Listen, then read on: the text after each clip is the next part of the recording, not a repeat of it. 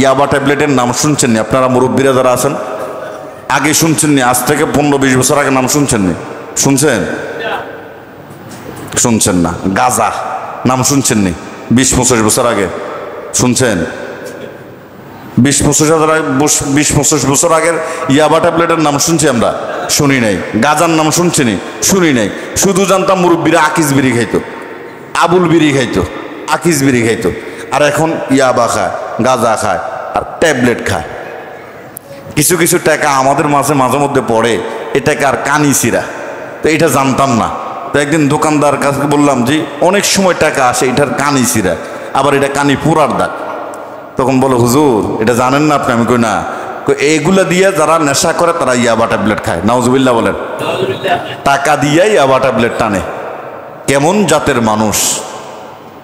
দোয়া করবেন আপনাদের সন্তানগুলো যেন এই লাইনের মধ্যে ফাড়া না দেয়। আমিন বলেন। আজকে আমরা জুমার থেকে দোয়া করছি এই মিম্বর থেকে, আল্লাহ এই গোসাইপুরের সন্তানগুলোকে আপনি এই পথে নিয়েন না। সকলে আমিন বলেন। আপনারা কি চান আপনাদের এই সন্তানগুলো এই পথে চলে যাক? বলেন চলে যাক চান? এই সন্তানটা যখন এই পথে যাবে, মায়ের বদনাম, বাবার বদনাম, বাড়ির বদনাম, গোষ্ঠীর বদনাম, গ্রামেরও বদনাম, গ্রামেরও বদনাম। আল্লাহ তাআলা আমাদের সন্তানগুলোকে সুশিক্ষায় শিক্ষা অর্জন করার তৌফিক দান করুক। আমিন বলেন।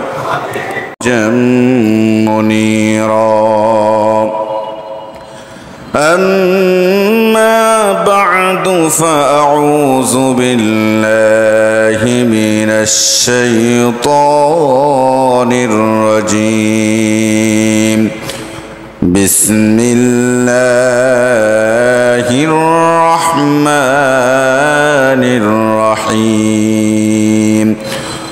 وعلم آدم الأسماء كلها ثم عرضهم على الملائكة فقال أنبئوني بأسماء هؤلاء إن كنتم صادقين. صدق الله العظيم وصدق رسوله النبي الكريم ونحن على ذلك من الشاهدين والشاكرين والحمد لله رب العالمين.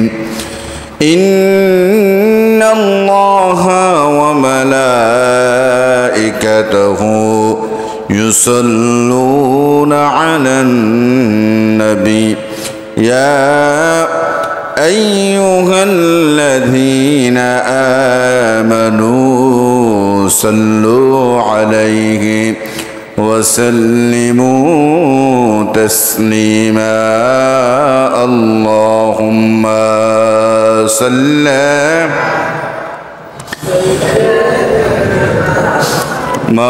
مولانا محمد وعلى آل سيدنا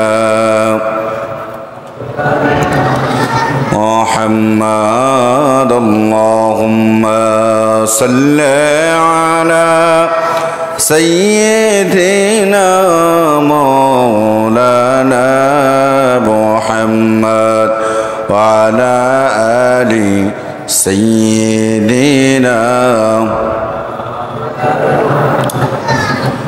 উড়িয়া যাও রে দিনের হাওয়া,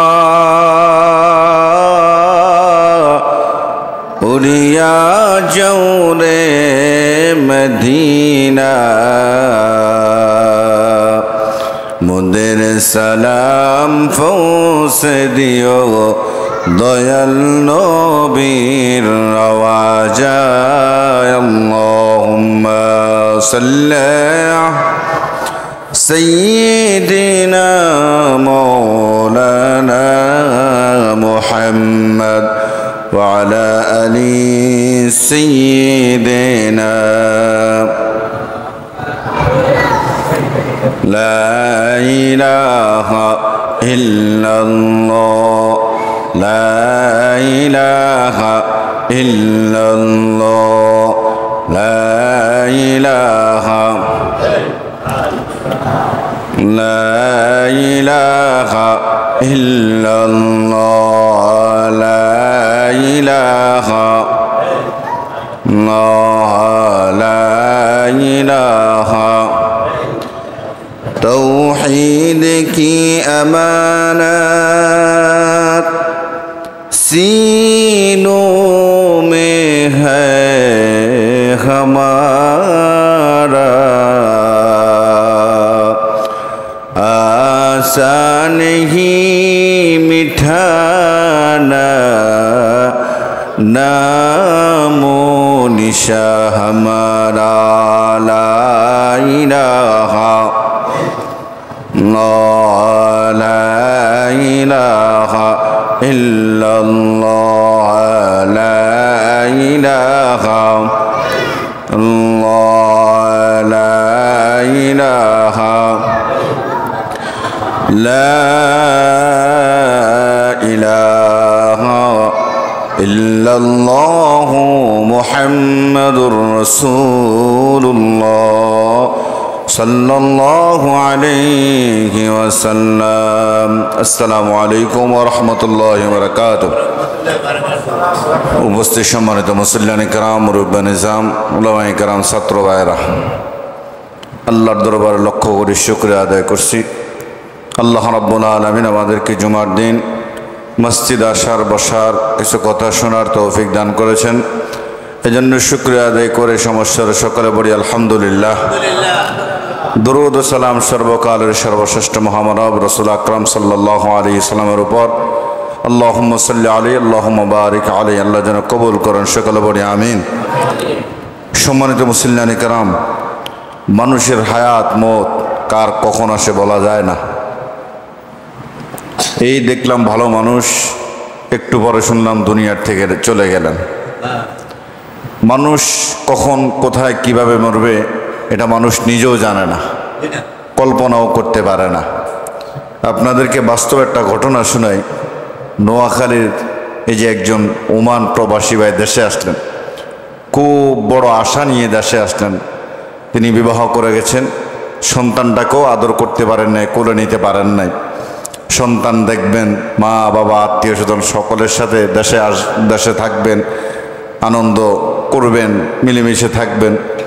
আসলেন ওমান থেকে, আর তাকে রিসিভ করার জন্য তার মা, তার নানু, তার স্ত্রী, তার সন্তান, তার বোন অনেকেই গেল।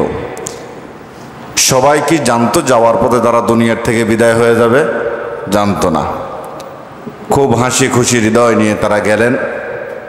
মা গেলেন সন্তানকে রিসিভ করার জন্য, স্ত্রী গেলেন স্বামীকে রিসিভ করার জন্য। সন্তান বাবাকে প্রথমবারের মতো দেখবেন, বাবাও সন্তানকে প্রথমবারের মতো দেখে আদর স্নেহ করবেন।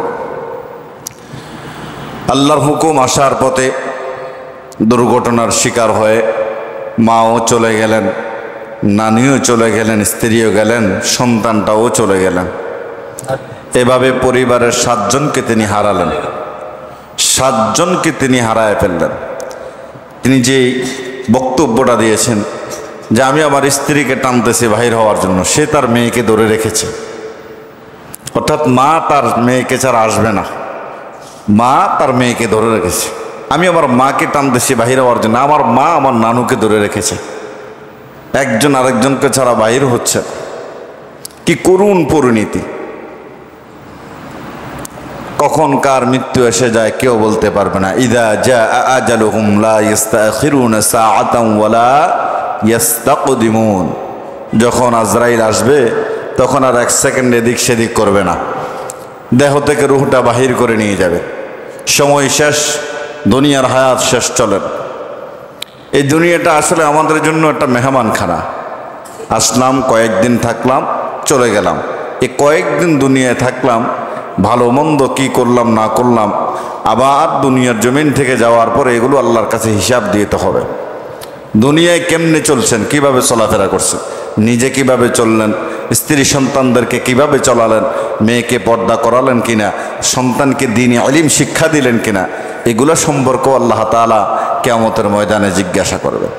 দুনিয়াতে আসলাম, খাইলাম, চললাম, ঘুমালাম, বন্ধু বান্ধব নিয়ে আড্ডা দিলাম, সময় পার করলাম, দুনিয়ার থেকে চলে গেলাম। এটার নাম জীবন না। আল্লাহ এই জন্য সৃষ্টি করে নাই। আল্লাহ আমাদেরকে সৃষ্টি করেছেন এই দুনিয়াতে আমরা আল্লাহর দাসত্ব করার জন্য, আল্লাহর গোলামি করার জন্য। কোথায় আল্লাহর গোলামি, কোথায় আল্লাহর দাসত্ব? যে যেভাবে মন চায় সেভাবে দুনিয়ায় চলাফেরা করতেছে। নামাজ নাই, রোজা নাই, হজ নাই, জাকাত নাই, হালাল হারাম কিছু নাই। মন যেভাবে চায় সেভাবেই আমরা কি করতেছি? চলতেছি।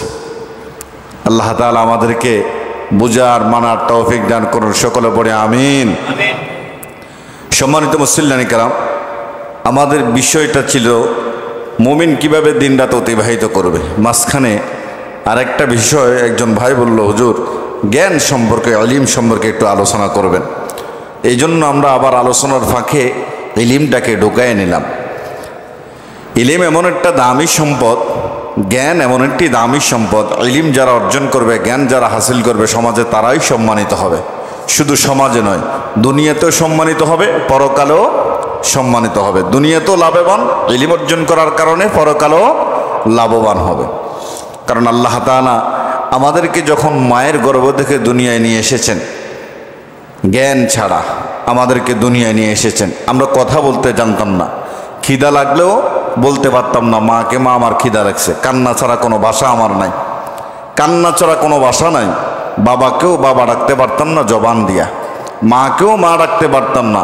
আমার মা আমাকে মা বলতে বলতে আমাকে মাটা শিখাইছেন, বাবা আমাকে বাবা বলতে বলতে বাবা ডাক শিখাইছেন। সুতরাং আমার মুখের ভাষাও অন্যজন কি করছেন? শিখাইছেন। আল্লাহ রাব্বুল আলামিন জ্ঞানহীন অবস্থায় দুনিয়াতে আমাদেরকে নিয়ে এসেছেন। দুনিয়ায় আসার পরে সাম্যক কিছু জ্ঞান আল্লাহ তাআলা দান করেছেন। এই জন্য জ্ঞান অর্জন করা, ইলম হাসিল করা আমাদের জন্য আবশ্যক। আবার এমন কিছু ইলম আছে, জ্ঞান আছে, যেগুলো অর্জন করা সকলের পক্ষে সম্ভব নয়। সবাই ডাক্তার হতে পারবে না, সবাই ইঞ্জিনিয়ার হতে পারবে না, সবাই বিজ্ঞানিক হতে পারবে না, সবাই আবার আলেম হতেও পারবে না। আমরা যখন হেফজখানায় পড়ি, হেফজখানায় যখন পড়লাম দেখলাম অনেক ছাত্র ঝরে গেছে। আল্লাহ তাআলা আমাদেরকে কবুল করেছে। রাত বিরাত 3টায় 2টায় মাদ্রাসা থেকে ভেগে যেত, আবার গার্ডিয়ান নিয়ে আসতো, পায়ে চিকল বেঁধে রাখতো, তারপর ওই চিকল নিয়ে পড়ায় চলে যেত, চিকল নিয়ে চলে যেত মারধর করে। আল্লাহ যদি কবুল না করে পারবে? হবে না। আল্লাহ কবুল করা লাগবে। ইউতুল হিকমাতা মান ইয়াশা ওয়া মান ইউতুল হিকমাতা ফাকাদ উতিয়া খায়রান কাসীরা। আল্লাহ যাকে চান তাকেই জ্ঞান দান করেন, যার কল্যাণ চান তাকে আল্লাহ তাআলা ইলম দান করেন, জ্ঞান দান করেন। এটা আল্লাহর রহমত উপরে থাকা লাগবে। কত ছাত্র ভাইকে আমরা দেখলাম, মা বাপ কত কষ্ট করে এনে দিয়ে যায়। ওস্তাদরা চিকল বেঁধে রাখতো আগে, এখন তো আর বেঁধে রাখে না। এখন এই সিস্টেমটা নাই, কারণ এখন ছাত্রকে আঘাত পর্যন্ত করতে পারে না, মার দিতে পারে না। তখন মা বাপ গিয়ে ধরে, হুজুর আমার সন্তানটাকে আপনি মারলেন এভাবে। আমি কোনোদিন আমার সন্তানটার গায়ে একটা টোকা দিলাম না। যেদিন থেকে এ কথা এসেছে সেদিন থেকে এখন আর সন্তানটা মানুষের মতো মানুষ হয় না। আমাদের জমানায়, আমাদের সময় আমরা দেখতাম ছাত্ররা পড়া না পারলে এমন আঘাত করা হতো, এমন মার মারা হতো, যখন মা বাপকে এই মায়ের দাগগুলো দেখাতো বলতো যে উস্তাদে মারলে যে জায়গায় মারবে ওই জায়গায় বেহেস্তে দা, বলতো না? এটা বলতো। মা বাপ উস্তাদকে আবার ফিরে কোনো কিছু জিজ্ঞাসা করতো না তখনকার আমলে, যে আমার সন্তানটাকে আপনি কেন এইভাবে মারলেন। আর আজ একটা আঘাত করলে, বেত দিয়ে একটা আঘাত করলে, এটা যখন সন্তান মায়ের কাছে বলে, বাবার কাছে বলে, আমি আমার সন্তানটাকে এত কষ্ট করে লালন পালন করলাম, কোনোদিন সন্তানটার গায়ে একটা আঘাত করলাম না, কোনোদিন সন্তানটার গায়ে একটা টোকা দিলাম না, আপনি কিভাবে আমার সন্তানটার গায়ে আঘাত করলেন? যেদিন থেকে কথাগুলো এসেছে সেদিন থেকে আসলে সন্তানগুলো এখন মানুষ হয় না। এগুলো ইয়াবার সাথে জড়িত হয়ে যায়, গাজার সাথে জড়িত হয়ে যায়। দেখেন অল্প বয়সে, গতকাল দেবিদ্যার একটা ইসলাহি মাহফিলে গেলাম, তো যাওয়ার পরে লক্ষ্মীপুর ব্রিজ পার হচ্ছিলাম, একেবারে ছোট ছোট দুটো বাচ্চা ছেলে সিগারেট টানতেছে, নাউজুবিল্লাহ বলবেন না। তারপরে অনেক বছর আগে চাঁদপুর গেছিলাম, ওইখানেও দেখি একেবারে মনে হয় 8-10 বছরের বাচ্চা ছেলে সিগারেট টানতেছে। শিক্ষার অভাব, জ্ঞানের অভাব, ইলমের অভাব। এই জন্য মা বাপকেও কিয়ামতের ময়দান আল্লাহর কাঠগড়ায় দাঁড়াতে হবে সন্তানদেরকে দ্বীনি ইলম দ্বীনি জ্ঞান শিক্ষা না দিয়া গেলে। যতটুকুন পারবেন সন্তানকে দ্বীনি ইলমটা দ্বীনি জ্ঞানটা শিক্ষা দেবেন। রাসূল বলেন, মানুষ যখন মরে যাবে, মরে যাওয়ার পরও তার সব আমল বিচ্ছিন্ন হয়ে যায় তিনটি আমল ব্যতীত। কয়টি আমল? তিনটি আমল। এক নম্বর হলো সদকায়ে জারিয়া, যেটা আপনার মসজিদ মাদ্রাসায় এতিমখানায় সদকা করবেন, দান করবেন, এটা আপনি মৃত্যুর পরও কবরে সদকায়ে জারিয়া হিসেবে যাবে। দুই নম্বর হলো ইলম জ্ঞান। আমি স্যারকে দিয়ে উদাহরণ দিই। স্যার মনে করেন যে জ্ঞান অর্জন করেছে, করার পর একটা স্কুলে শিক্ষকতা করেছে, ওনার দ্বারা অনেক ছাত্র হয়েছে না, এই ছাত্রগুলো স্যারের দুনিয়ার থেকে চলে যাওয়ার পরে ওনারা আবার অন্য ছাত্রদেরকে পড়াশোনা করবেন, এভাবে সদকায়ে জারিয়া স্যার কবরে যেতেই থাকবে। সুবহানাল্লাহ বলেন। তিন নম্বর হলো নেক সন্তান রেখে যাবেন। আপনি মরে যাওয়ার পরও আপনার এই সন্তানগুলো যেন কবরে দাঁড়ায়া ফাতিহা ইখলাস পড়ে আপনার জন্য দোয়া করতে পারে। সন্তান যদি রেখে দেন গাঁজাখোর, ইয়াবাখোর, নেশাখোর, তো এই সন্তান আপনার জন্য কি দোয়া করবে? বছরের পর বছর চলে যাবে, কোনোদিন আপনার সন্তান উকি দিয়ে আপনার কবরের দিকে তাকাবেও না। এই সময়টা আসতেছে, জামানাটা আসতেছে, বেশি দূরে নয়। আপনি যে সন্তান রেখে গেছেন, এই সন্তানটা কোনোদিন আপনার কবরের দিকে তাকাবেও না। আজ অনেক মা বোনেরা আমাদেরকে ডেকে বলে, হুজুর আমার সন্তানটা তো নষ্ট হয়ে যাচ্ছে, একটু বুঝান। কত সন্তানদেরকে আমরা বুঝাই, তোমার মার অনেক স্বপ্ন তোমাকে নিয়ে, তোমার বাবার অনেক স্বপ্ন তোমাকে নিয়ে, এভাবে নষ্ট হয়ে যেও না, এভাবে নষ্ট হয়ে যেও না। কত সন্তানকে আমরা বুঝাই। এই জন্য দ্বীনি জ্ঞান, দ্বীনি ইলম কিঞ্চিত পরিমাণ সন্তানকে দিয়ে যেতে হবে। আল্লাহ রাসূল সাল্লাল্লাহু আলাইহি সাল্লামের উপরে সর্বপ্রথম যে বার্তা, সর্বপ্রথম যে হুইটা নাজিল হয়েছে সেটা হলো ইকরা। আপনি পড়ুন, আপনি আগে জানুন, ইলম অর্জন করুন, ইলম হাসিল করুন। আপনি যদি না জানেন, ইলম অর্জন না করেন, দাওয়াত দিবেন কিভাবে? দাওয়াত পৌঁছাবেন কিভাবে? মানুষকে হকের পথে আনবেন কিভাবে? আগে তো জানতে হবে, ইলম হাসিল করতে হবে, জ্ঞান অর্জন করতে হবে। আগে আপনাকে জানতে হবে। ইলম এই শব্দটি আমরা কোরআন হাদিসে বারংবার দেখেছি। আমরা যদি ইলমের আবিধানিক অর্থের দিকে তাকাই, ইলম শব্দের অর্থ জ্ঞান, বিদ্যা, বিজ্ঞান, শাস্ত্র। আল্লাহ তাআলা বলেন, ওয়া ফাওকা কুল্লি যি ইলমিন আলিম, প্রত্যেক জ্ঞানীর উপরও জ্ঞানী রয়েছে। আপনারা যদি মনে করেন আমি সবচেয়ে জ্ঞানী, না, আমার চেয়ে আরো বহুত জ্ঞানী মানুষ রয়েছে, আমার চেয়ে অনেক জ্ঞানী মানুষ রয়েছে। আল্লাহ তাআলা পৃথিবীতে সর্বপ্রথম সৃষ্টি করেছেন, কে বলতে পারবেন? কে বলতে পারবেন পৃথিবীতে সর্বপ্রথম কি সৃষ্টি করেছেন?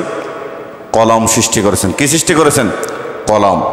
কারণ আল্লাহ তাআলা কলমের কসম খেয়েছেন, কলমের নামে আল্লাহ একটা সূরা নাজিল করেছেন। কোরআনুল কারীমে 29 নম্বর পারা, 68 নম্বর সূরা, আল্লাহ বলেন, নুনুল কলামি ওয়া মা ইয়াসতুরুন। শপথ সেই কলমের, যে কলমকে আল্লাহ রাব্বুল আলামিন সৃষ্টি করেছেন।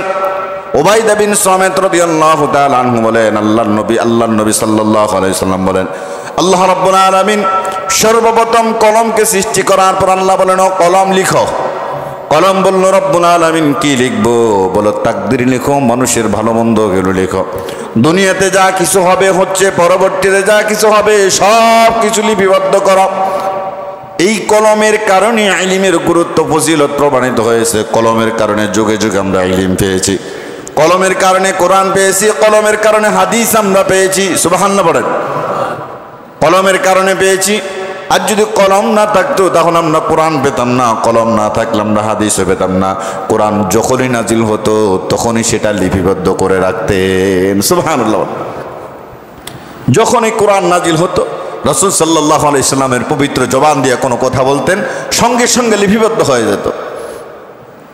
আবু হুরায়রা রাদিয়াল্লাহু তাআলা আনহু বলেন, আল্লাহর নবীর সাহাবী আব্দুল্লাহ বিন আমর রাদিয়াল্লাহু তাআলা আনহু ছাড়া রাসূলের সাহাবীদের মধ্যে এমন কোন সাহাবীর কাছে এত বেশি হাদিস ছিল না যত বেশি হাদিস আমার কাছে ছিল, যত বেশি হাদিস আমার কাছে ছিল।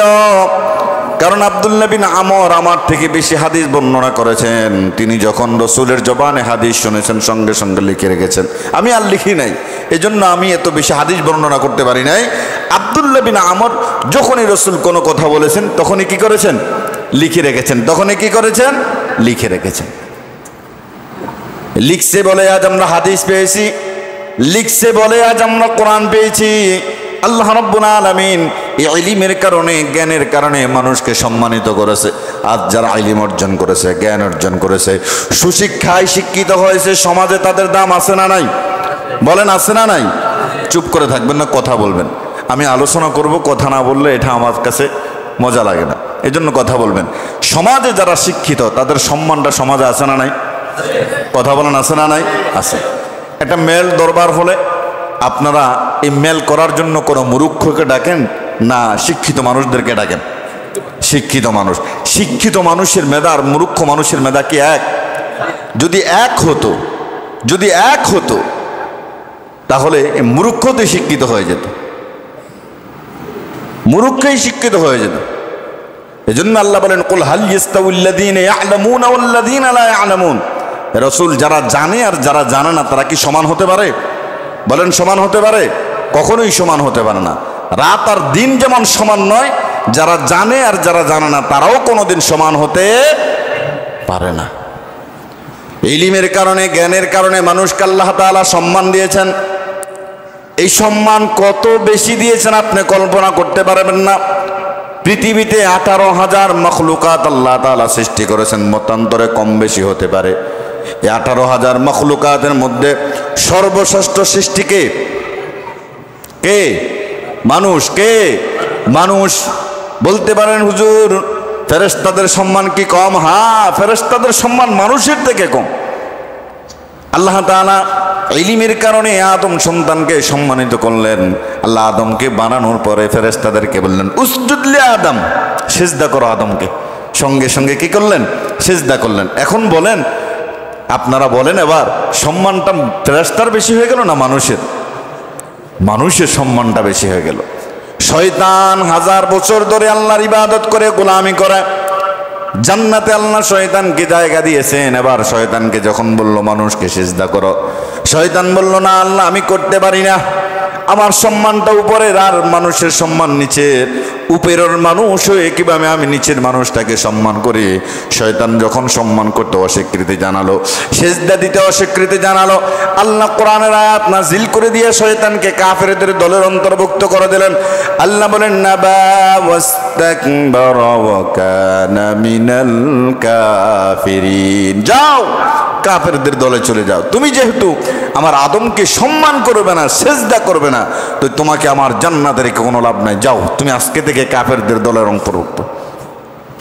শয়তান বলল রব্বুল আলামিন এই মানুষের জন্য আপনি আমাকে জান্নাত থেকে বাহির করেছেন। আপনিও জেনে রাখেন আমি আপনার এই বান্দাগুলোকে ধোঁকা দেব, চতুর্দিক থেকে ধোঁকা দেব। আমিও দেখব কেমনে তারা জান্নাতে যায়। এই মানুষের জন্য জান্নাত থেকে আপনি আমাকে বাহির করে দিলেন। এই মানুষকে সম্মান না দেওয়ার কারণে জান্নাত থেকে আমাকে বাহির করেছেন। আমিও দেখব এই মানুষ কিভাবে জান্নাতে যায়। শয়তান কত বড় শপথ করেছেন।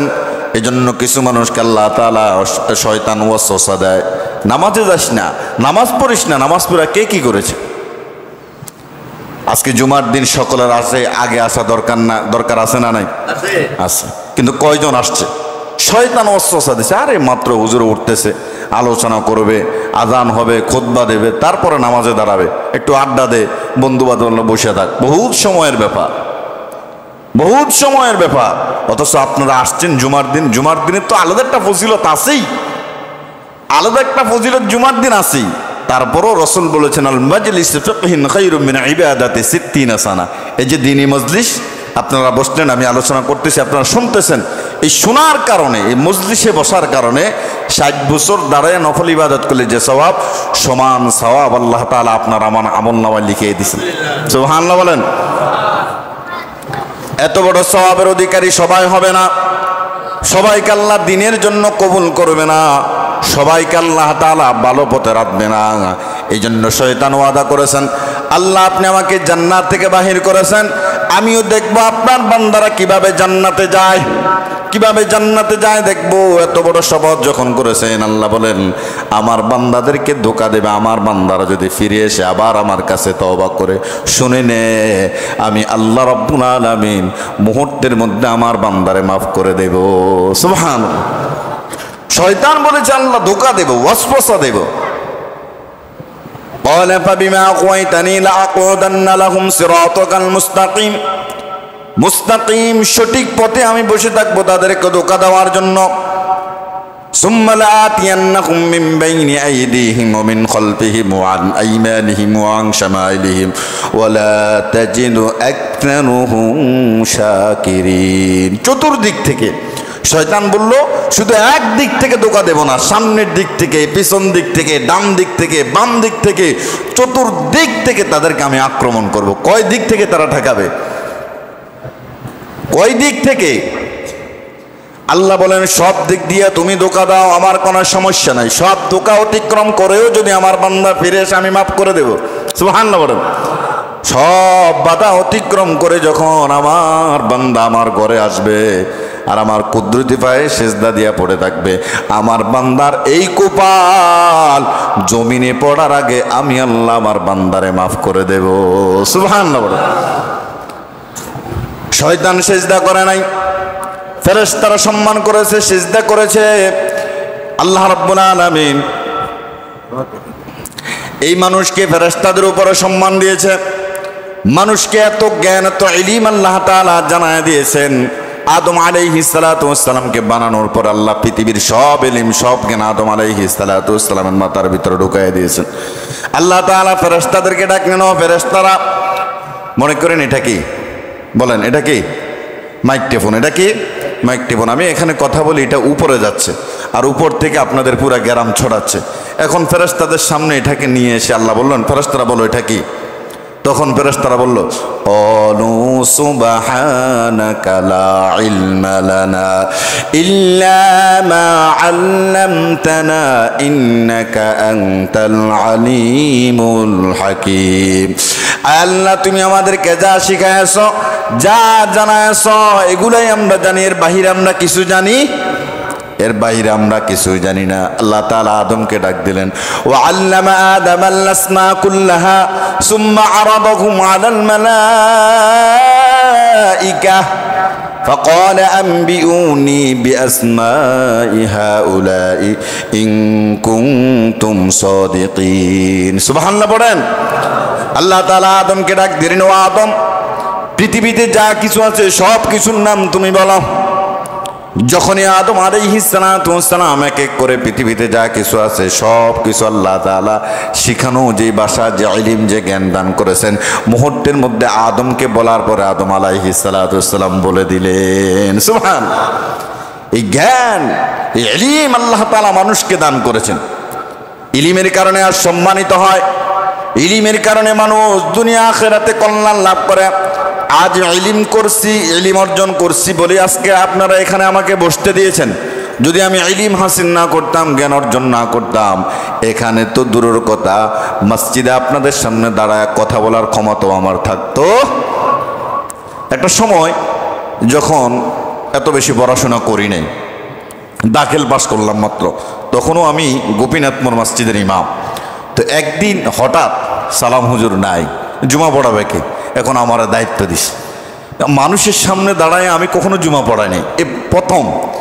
আমি একটা আলোচনা খুব নোট করলাম, একেবারে 10 পৃষ্ঠার একটা আলোচনা নোট করলাম। একটা সপ্তাহ হুজুরে শুক্রবারে চলে যাবে, সামনের শুক্রবার থাকবে না, এই শুক্রবারে আমারা বলেছে। দেখেন আমি পুরো সপ্তাহ একটা আলোচনা নোট করলাম, একবার 10 পৃষ্ঠার একটা আলোচনা। আপনারা যেমন সূরা ফাতিহাটা মুখস্থ করেছেন, এই পুরো 10 পৃষ্ঠা আমি এমনভাবে মুখস্থ করেছি, দাড়ি কমা যেখানে যেটা একেবারে হুবহুব এটা মুখস্থ করেছে। এটা অনেকবার ট্রাই করেছি যে এই প্রথম আমার জুমা পড়ানো। আমি যখন জুমা পড়াতে দাঁড়াচ্ছি, সবার সামনে দাঁড়ালাম, আমার পাওগুলো কাঁপতাছে, এভাবে এভাবে কাঁপতাছে। তখনও এত বেশি পড়াশোনা করি নাই, দাখিল পাস করেছি, কিন্তু এখনও আলহামদুলিল্লাহ অনেক ছেলেরা 8ম শ্রেণী পাস করে, দাখিল পাস করেও ট্রাই করতে করতে অভ্যাস হয়ে যায়। কিন্তু দাখিল পাশ করার পরও আমি যখন এই 10 পৃষ্ঠা কিন্তু আমার একবার হুবহু মুখস্থ করছি, দাড়ি কমা কোথাও কোনো কিছু বাদ দিই নাই।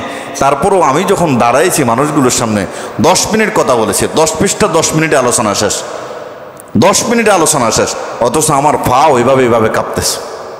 আর যখন আল্লাহ তাআলা পুরো আলেম, পুরো জ্ঞান, আলিমের তো কোনো কিছুই অর্জন করতে পারি নাই, কোনো কিছুই অর্জন করতে পারি নাই, যতটুকু অর্জন করেছি আলহামদুলিল্লাহ এখন লং টাইম কথা বলতে পারি। আর আগের মতো ভয়, আগের মতো সেই আর আসে না। এটা কিসের কারণে? ইলিমের কারণে। এটা কিসের কারণে? জ্ঞানের কারণে।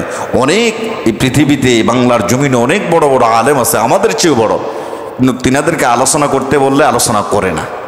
সবাইকে আল্লাহ তাআলা সব কিছু দেয় না। আমাদের বাড়ির একটা মাদ্রাসা, উনি খুব ভালো একজন শিক্ষিত, কওমি থেকে দাওরা পাশ করেছেন, আলিয়া থেকে কামিল করেছেন, এমনিতে কোরআনের হাফেজ, কোনো দিন আলোচনা করে না। যদি বলি হুজুর একটু আলোচনা করেন না, বলে আমাদের অভ্যাস নাই।